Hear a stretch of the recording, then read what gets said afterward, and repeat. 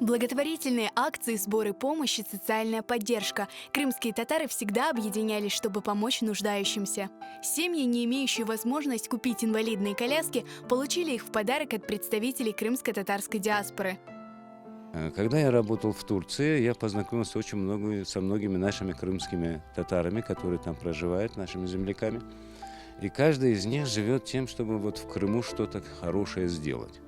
И вот вопрос стал такой, что вот эти люди, с кем я знаком, это вот Дуня Крым Татарлар Дернеги и вот Түркгözü Дернеги, вот, они, значит, сказали, что мы хотим вот помочь инвалидам.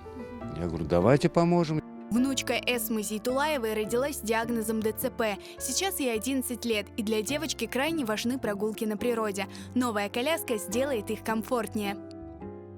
Коляска очень хорошая. По моему мнению, будет очень рада наша девочка. И нам, во-первых, будет очень удобно ее на прогулку вывести. И благодарны тем людям, которые выделили такую коляску нам. В первой прибывшей партии 6 колясок турецкого производства. Пользоваться ими могут как дети, так и взрослые. Коляску я беру для своей Анашки. Коляска очень удобная, легкая, с тормозами, такая более современная, чем у нас есть устаревший вариант. Думаю, она нам прослужит долго, и очень она нам нужна.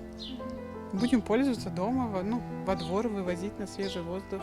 Мы сумели помочь кому-то и сделать их жизнь хотя бы чуть-чуть лучше, легче и комфортнее. Обеспечить инвалидными колясками обещают всех нуждающихся соотечественников и ждут новую партию из Турции.